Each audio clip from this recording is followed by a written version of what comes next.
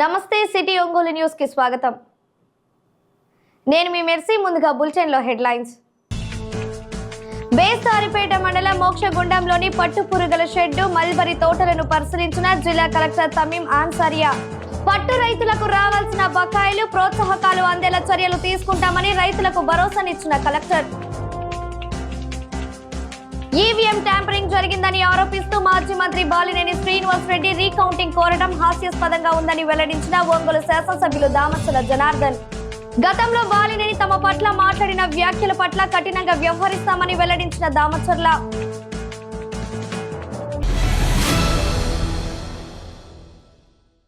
ఇక వివరాల్లోకి వెళితే, పట్టు సాగు రైతులకు ప్రభుత్వం నుంచి రావాల్సిన బకాయిలు మరిన్ని ప్రోత్సాహకాలు అందేలా చర్యలు తీసుకుంటామని జిల్లా కలెక్టర్ తమీం ఆన్సారియా అన్నారు. బేస్తారిపేట మండలం మోక్షగుండంలోని పట్టు పురుగుల షెడ్డు మల్బరీ తోటలను అధికారులతో కలిసి ఆమె సందర్శించారు. ఈ సందర్భంగా ఆవుల భారతి అనే పట్టు సాగు రైతుతో ముచ్చటించారు. పట్టు పురుగుల పెంపడం విధానం, లాభ నష్టాలు, మల్బరీ మొక్కల సాగులో అనుసరించే పద్ధతులను అడిగి తెలుసుకున్నారు. ఈ సందర్భంగా పలువురు రైతులు తాము ఎదుర్కొంటున్న సమస్యలను కలెక్టర్ కు వివరించారు. రావాల్సిన పట్టుగుళ్ల ప్రోత్సాహక బకాయిలు, రాయితీ మందులు, పట్టుగుళ్ల ధర పెంపు వంటి సమస్యలను తెలిపారు. కలెక్టర్ స్పందించి ప్రభుత్వం దృష్టికి సమస్యలు తీసుకువెళ్లి పట్టు రైతులకు రావాల్సిన బకాయిలు, ప్రోత్సాహాలు అందేలా చర్యలు తీసుకుంటామని హామీ ఇచ్చారు. పర్యటనలో మార్కాపురం ఉప కలెక్టర్ రాహుల్ మీనా, మార్కాపురం పట్టు పరిశ్రమ శాఖ సహాయ సంచాలకులు సిఆర్ఏ నారాయణ రెడ్డి, ఉప tahsildar Parveen, MPDO Parvathi, AO Mercy, పట్టు రైతులు ఉన్నారు.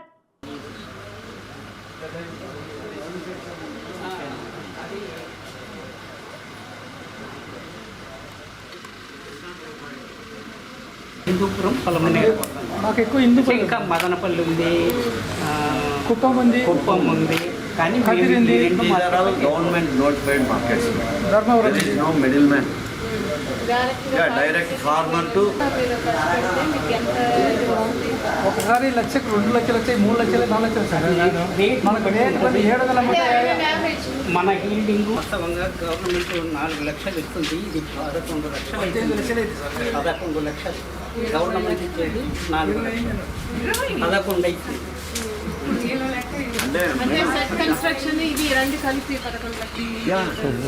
యూనిట్ కాస్ట్ వచ్చేసి 30,000 madam per acre. 30,000. For OC BC are giving the 25,700 rupees. 50 years. ఒక ట్రైక్ వచ్చి private sector government size adjustment కూడా ఉంటుంది. ఏ స్టేజ్కి ఏ సైజ్ పెట్టుకోవాలని అడ్జస్ట్మెంట్. ఇటువంటి మిషన్స్ ఫార్మర్స్ దగ్గర ఉండవు, సో వాళ్ళు చాటింగ్ చేసుకోవాలి. అదొకటి హలో రీల్ అయిపోయిన తర్వాత కటింగ్స్ రీల్ అయిన తర్వాత అన్న మళ్ళీ మాట్లాడతారన్నా. లోపల ప్యూపా ఉంటుంది.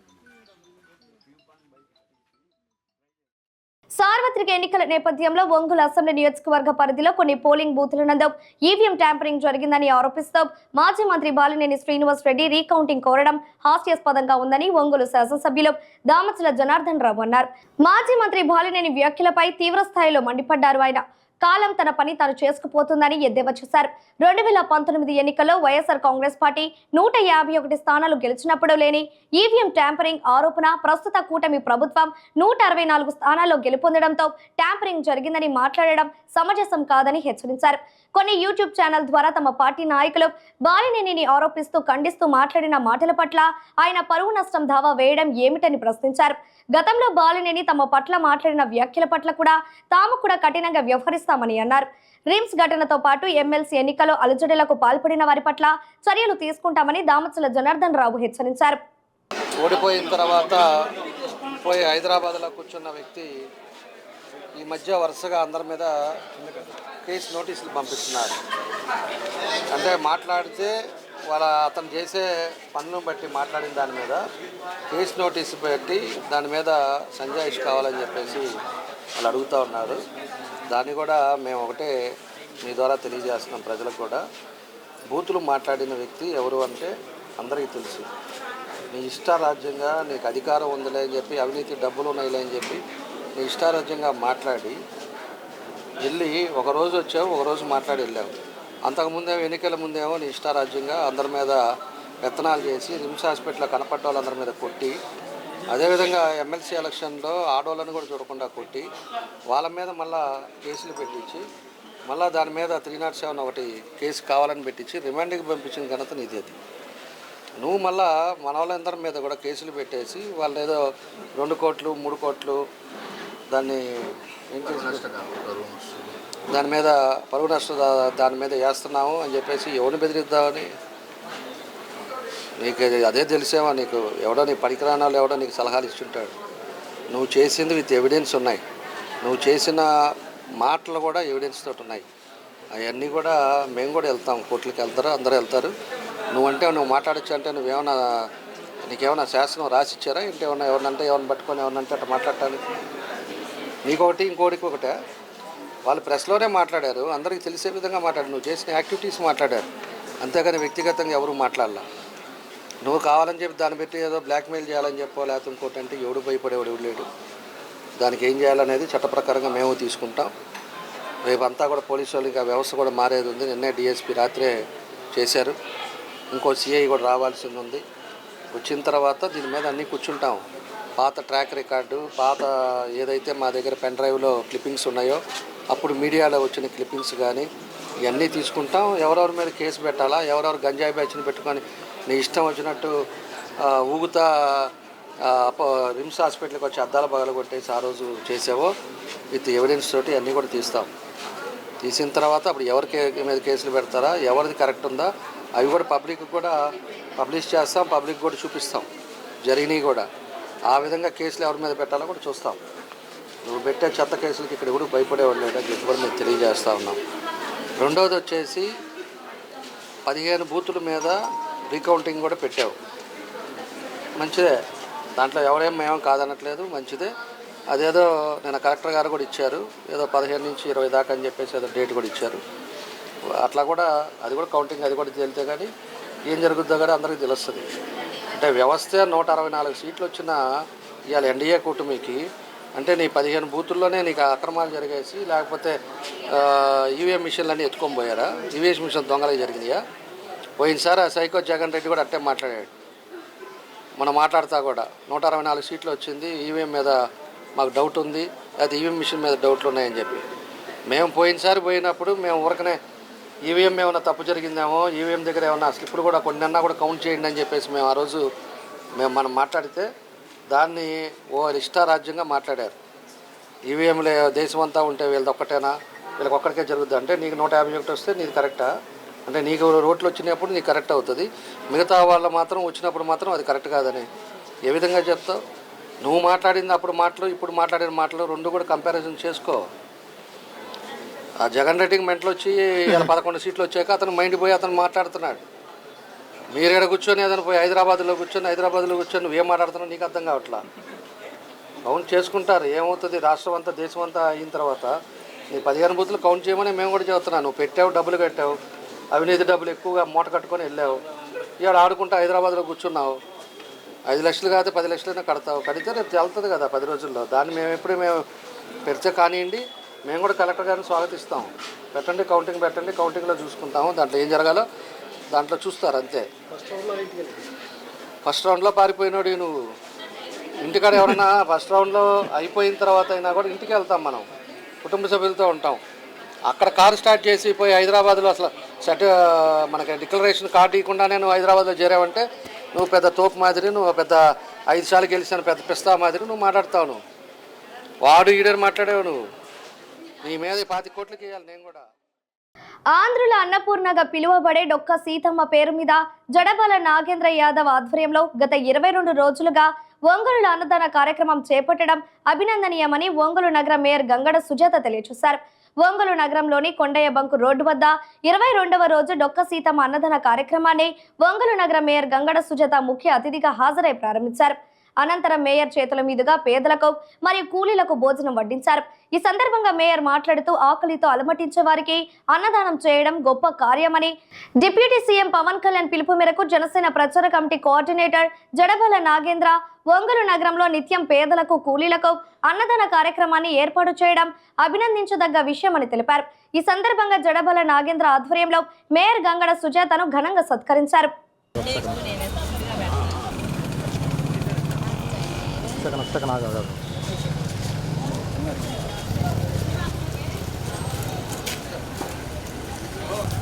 మళ్ళీ ఇచ్చుకోలేదు అప్పుడే.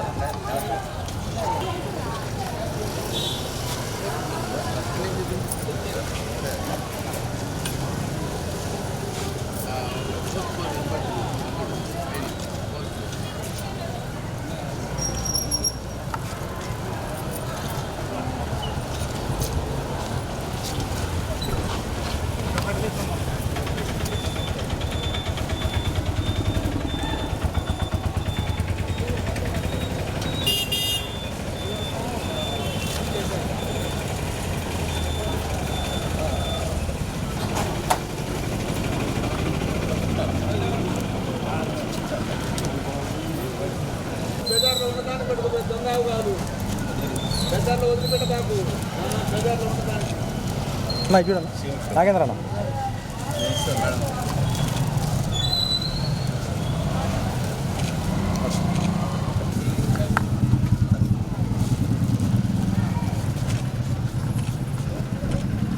డొక్కా సీతమ్మ గారి ఉచిత నిత్య అన్నదాన కార్యక్రమం 22వ రోజు నిర్వహణ జరుగుతున్నది. ఈరోజు ముఖ్య అతిథిగా వచ్చినటువంటి ఒంగోలు ప్రథమ పౌరురాలైన గంగాడ సుజాత గారు మేయర్ అయినటువంటి ముఖ్య అతిథిగా వచ్చారు. అలాగే కార్పొరేటర్ పసుపులేటి విజయలక్ష్మి గారు, అలాగే టీడీపీ నాయకురాలు చెరుకూరి ఆదిలక్ష్మి గారు, వీరు ముగ్గురు అతిథులుగా వచ్చారు. వారు ఈ కార్యక్రమ నిర్వహణ చూసి చాలా సంతోషంతో అందరికీ వడ్డించి ఈ భోజన కార్యక్రమాల ఏర్పాట్లు చూసి సంతోషపడి ఈ అంతా ఏర్పాట్లు బాగున్నాయని సంతోషంగా ఉన్నారు. వారు ఎల్లవేళలు ఇటువంటి సేవా కార్యక్రమాల్లో ముందుకు రావాలని, ఇటువంటి సేవా కార్యక్రమాలు చేసేవారిని కూడా అందరినీ అభినందించాలని కోరుకుంటున్నాను. ఈరోజు ఒంగోలులో కొండయ్య బంకు దగ్గర డొక్కా సీతమ్మ గారి యొక్క పేరు మీదుగా నిర్వహించినటువంటి ఉచిత అన్నదాన కార్యక్రమానికి నన్ను ముఖ్య అతిథిగా పిలిచినందుకు మన జడా బాలనాగేంద్రన్ గారికి నా హృదయపూర్వకంగా అభినందిస్తున్నాను. ఎందుకంటే ఇప్పటికే పవన్ కళ్యాణ్ గారి యొక్క ఆదేశాల మేరకు మరి అదివరకు రోజుల్లో అయితే మరి స్వాతంత్రం వచ్చిన రోజుల్లో మరి డొక్కా సీతమ్మ గారికి ఎంతో పేరు ప్రఖ్యాతులు ఉన్నాయి. ప్రతి ఒక్కరికి కూడా మరి వారి ఇంటికి వచ్చిన అందరికీ కూడా ఉచితంగా అన్నదానం చేసినటువంటి గొప్ప ఘనత డొక్కా సీతమ్మ గారు. వారి యొక్క స్ఫూర్తిగా మరి ఈరోజు మరి పవన్ కళ్యాణ్ గారి యొక్క ఫ్యాన్స్ మరి ముందుకు వచ్చి దాదాపుగా 22 రోజులుగా మరి ఉచితంగా అన్నదాన కార్యక్రమాన్ని నిర్వహించడం అనేది నిజంగా గర్వించదగ్గ విషయం అండి. దాన్ని కూడా మరి మా పసుపులేటి శ్రీనివాస్ గారు కూడా దానికి డొనేషన్ చేయడము, అలాగే చాలామంది నగరంలో ఉన్న పెద్దలు కూడా డొనేట్ చేస్తూ వారు సహకరిస్తున్నారు. ఇంకా అందరూ వచ్చి మరి యొక్క కార్యక్రమాన్ని జయప్రదం చేయవలసిందిగా కోరుతున్నాము. ఈ కార్యక్రమాన్ని మరి నా చేతుల మీదుగా ఈరోజు నన్ను ముఖ్య అతిథిగా పిలిచినందుకు మరొకసారి మన జడా బాలనాగేంద్రన్ గారికి అభినందిస్తూ అలాగే ఈ కార్యక్రమాలు ఇంకా నిర్వహించాలని చెప్పి కోరుకుంటున్నాను. రాష్ట్ర ప్రభుత్వం విద్యకు అధిక ప్రాధాన్యత ఇస్తుందని ఒంగోలు శాసనసభ్యులు దామచుల జనార్దన్ రావు అన్నారు.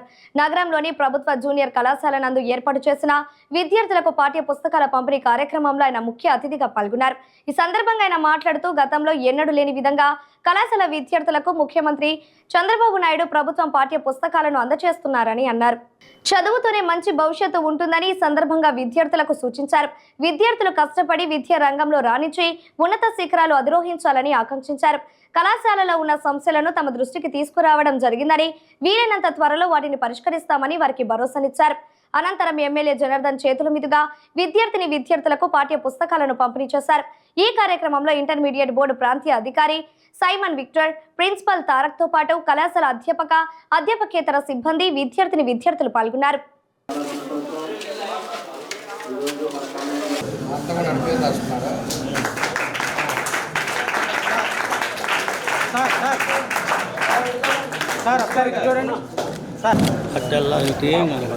ఓకే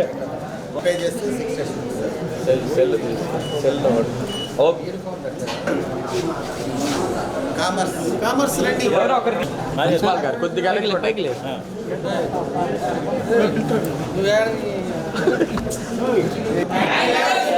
థ్యాంక్ యూ మినిస్టర్ గారు, థ్యాంక్ యూ దామచల జనార్దన్ గారు. లోకేష్ గారు మా మంత్రి గారు బుక్స్ అన్నీ కూడా పంపించడం జరిగింది. కామర్స్ కానీ, హిస్టరీ కానీ, అదేవిధంగా జువాలజీ, మ్యాథమెటిక్స్ అదన్నీ కూడా ఎవరెవరు ఏం చదువుతారో వాళ్ళందరినీ కూడా బుక్స్ పంపించారు. దాన్ని బట్టి ఏంటంటే ప్రభుత్వం ప్రతి పేదవాళ్ళు, మహిళలు కానీ, ఎందుకంటే ఇంటికే పరిమితం అవుతుండేవాళ్ళు, చదివిలేము ఆడపిల్లలు అనేది.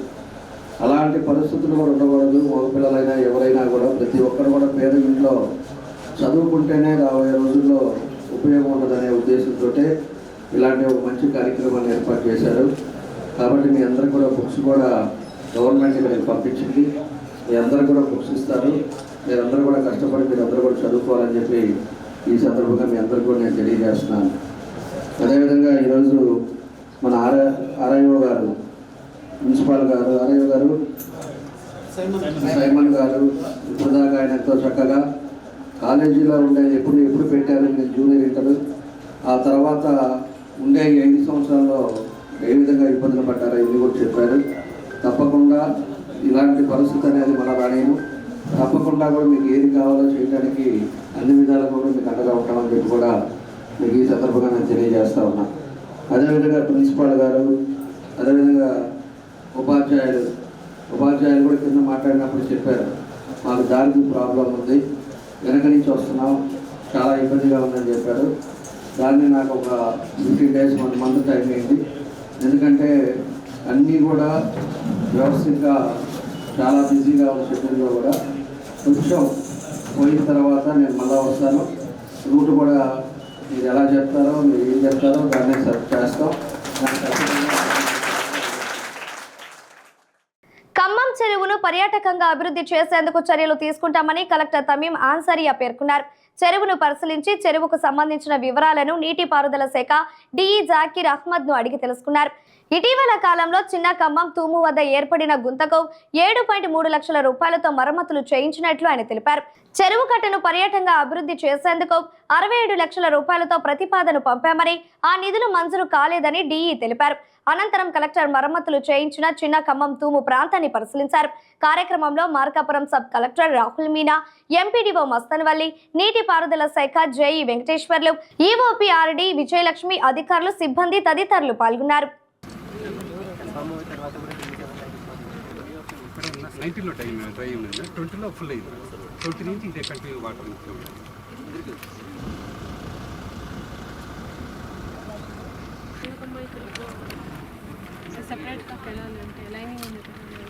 లైన్ మేడం, గుళ్ళకు సార్. ఇది అంటే ఇక్కడ ఏ పంట వేస్తారు?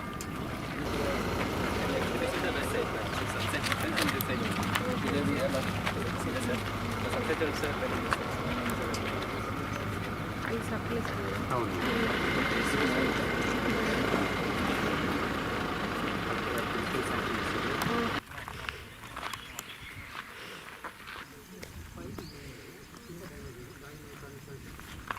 ఎత్తడానికి అది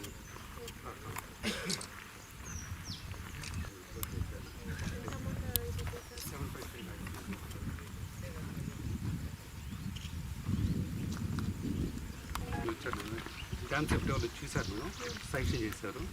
ఎపాక్స్ డ్యామ్ సెఫ్టీ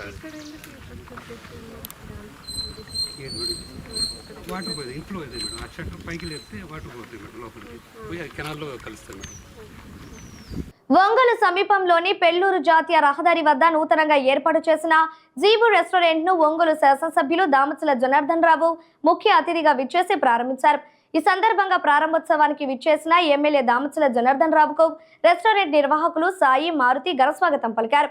అనంతరం రెస్టారెంట్ నందు ఎమ్మెల్యే ప్రత్యేక పూజలు చేపట్టారు. అనంతరం దామచల జనార్దన్ మాట్లాడుతూ ఒంగోలు పట్టణ ప్రజలకు ఆహ్లాదకరమైన వాతావరణంలో రుచికరమైన ఆహార పదార్థాలను అందించాలని కోరారు. నాణ్యతతో పాటు నమ్మకాన్ని ప్రజలకు అందించాలని కోరారు. ఈ కార్యక్రమంలో జనసేన పార్టీ జిల్లా అధ్యక్షులు షేక్ రియాజ్, మాజీ ఏఎంసీ చైర్మన్ సింగరాజు రాంబాబు, నగర పార్టీ అధ్యక్షులు కొటారి నాగేశ్వరరావు, చిట్టెం సుదేశ్, బండారు మదన్, మండవ మురళీకృష్ణ, చెంగలశెట్టి అశోక్ తదితరులు పాల్గొన్నారు. నమస్కారాలు. ఈరోజు ఒంగోలులో మళ్ళా జీప్ రెస్టారెంట్ ఒకటి ఇప్పుడే ప్రారంభించుకున్నాం. దానికి మారుతి, సాయి ఇద్దరు కలిసి ఒక మంచి veg and non veg family రెస్టారెంట్ని ఈరోజు హైవే ఫేసింగ్లో ఓపెన్ చేసుకోవడం కూడా జరుగుతూ ఉంది. ఎక్కడ పైనుంచి వచ్చే హైవే వాళ్ళందరికీ కూడా మన టౌన్లో ఉండే వాళ్ళకు కూడా వసతిగా ఉండే విధంగా ఒక మంచి ప్లేస్లో ఇదివరకు కూడా ఒక రెస్టారెంట్ ఉండేది, దాన్ని టేక్ఓవర్ చేశారు. ఈరోజు ఆల్రెడీ ఎక్స్పీరియన్స్ ఉండేవాళ్ళు వీళ్ళు ఈరోజు ఇక్కడ పెట్టుకోవటం చాలా సంతోషం. దీన్ని అందరూ కూడా నేను కూడా ఒకటే వాళ్ళకు కూడా చెప్పేది, మనందరి తరఫున కూడా క్వాలిటీ ఇంపార్టెంట్.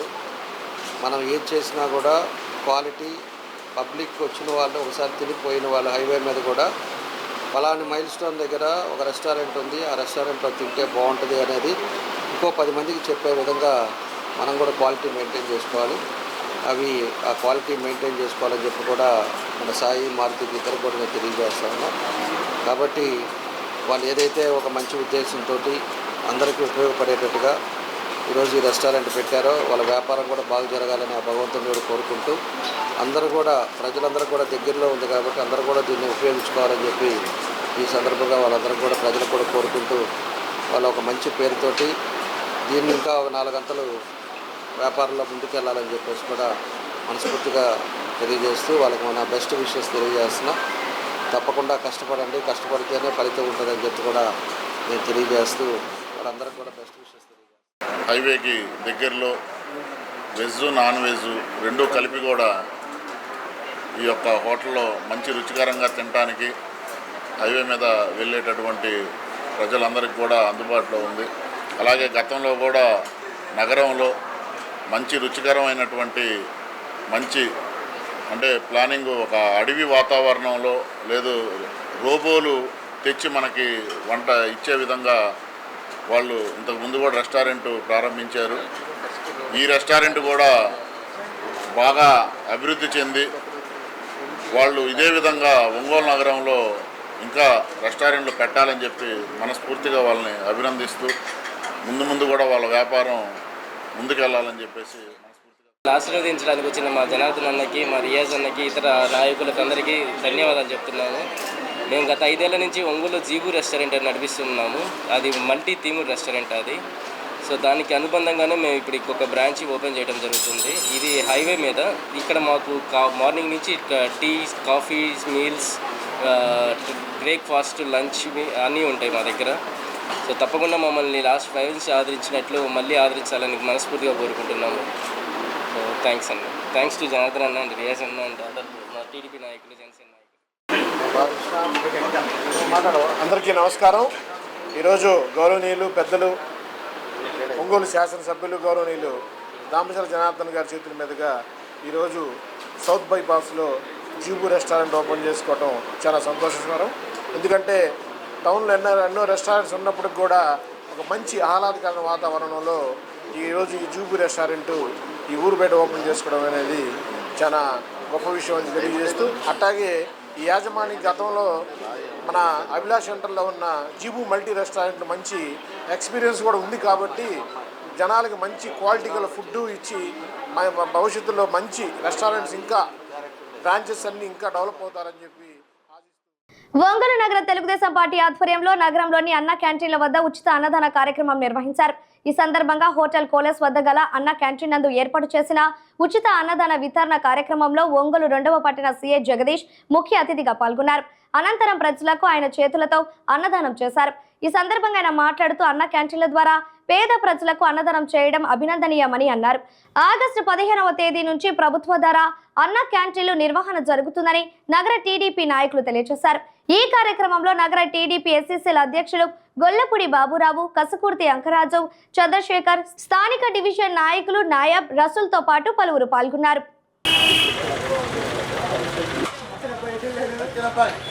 ఈరోజు మన అన్నా క్యాంటీన్ టౌన్ టీడీపీ నగర కమిటీ ఆధ్వర్యంలో జరిగింది. ఈరోజు స్పాన్సర్ చేసి ఈరోజు భోజనాలు పెట్టడం జరిగింది.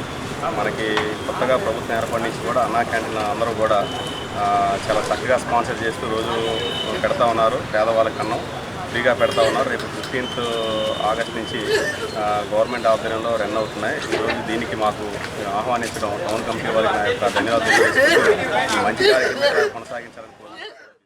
గతంలో 2014 నుంచి 2019 వరకు తెలుగుదేశం పార్టీ ఆధ్వర్యంలో అన్నా క్యాంటీన్ అనేది బాగా స్వచ్ఛందంగా బాగా జరిగింది. ఆ రోజు చంద్రబాబు నాయుడు గారు ఎన్నో నిధులు పేద ప్రజల కోసం ఎన్నో నిధులు కేటాయించి అన్నా క్యాంటీన్ మొదలుపెట్టారు. ఈ జగన్మోహన్ రెడ్డి ప్రభుత్వం వచ్చిన తర్వాత పట్టి పేదలకు పట్టి అన్నం తినడానికి తిననీయకుండా చేసిన వ్యక్తి ఈ జగన్మోహన్ రెడ్డి. పేదలంటే అనేకమైన ఈర్ష్య ద్వేషాలతో ఈ జగన్మోహన్ రెడ్డి ఈ పరిపాలనని ప్రజలు తిరస్కరించారు. ఈ మా కూటమి ప్రభుత్వం వచ్చిన తర్వాత అన్నా క్యాంటీన్ని స్టార్ట్ చేయడం రేపు ఆగస్టు 9 మొదలు పెడుతున్నాము. ఇప్పుడు దాకా కూడా స్వచ్ఛందంగా మా తెలుగుదేశం పార్టీ కార్యకర్తలు కానీ అభిమానులు అందరూ కలిసి కానీ ఇప్పుడు ఈ 70 రోజుల నుంచి మా కార్యకర్తలు అన్నదాన కార్యక్రమం చేయడం జరుగుతుంది. 15 నుంచి చంద్రబాబు నాయుడు అధికారికంగా అన్నా క్యాంటీన్ మొదలు పెడుతున్నారు.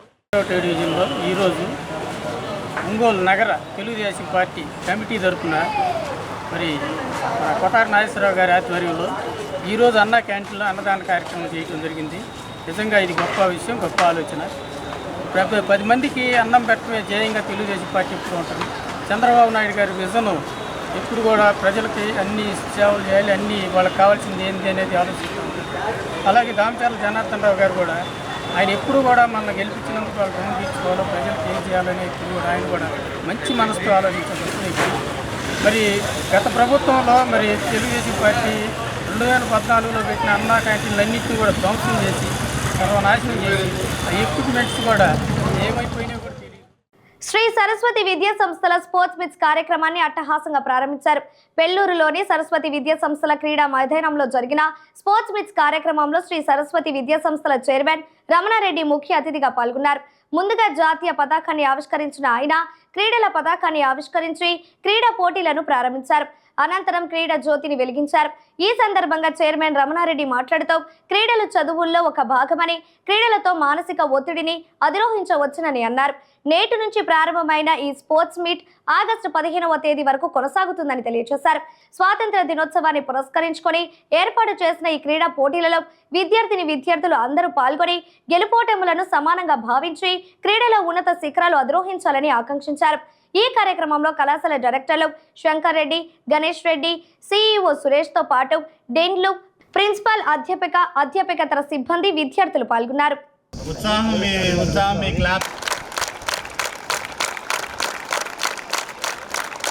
ఎవరెవరు ఏ పోలీసులు నిలబడండి.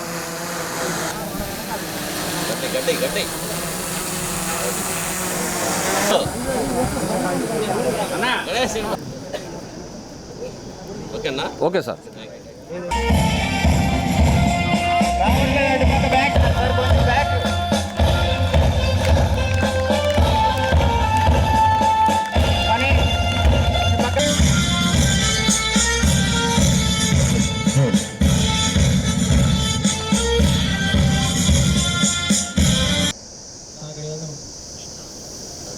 సురేష్ అన్న కొంచెం ఒక్క అడుగు వెనక్కి.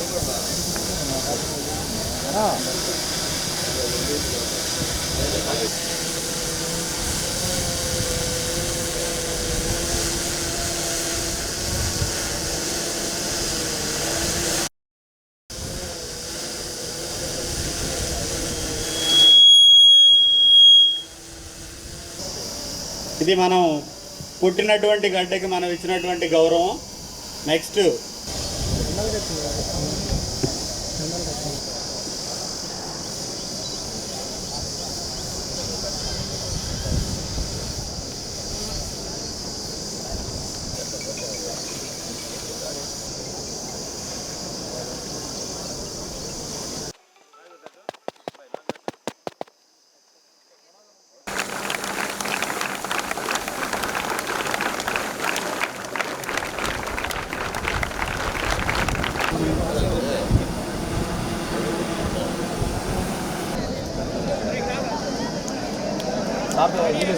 సార్ చెప్పు, నువ్వు సార్తో కోఆర్డినేట్.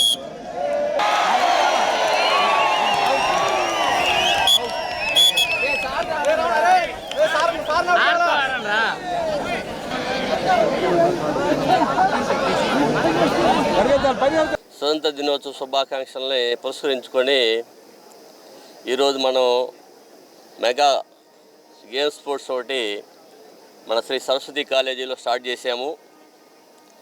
మరి ఈ గేమ్స్ అనేవి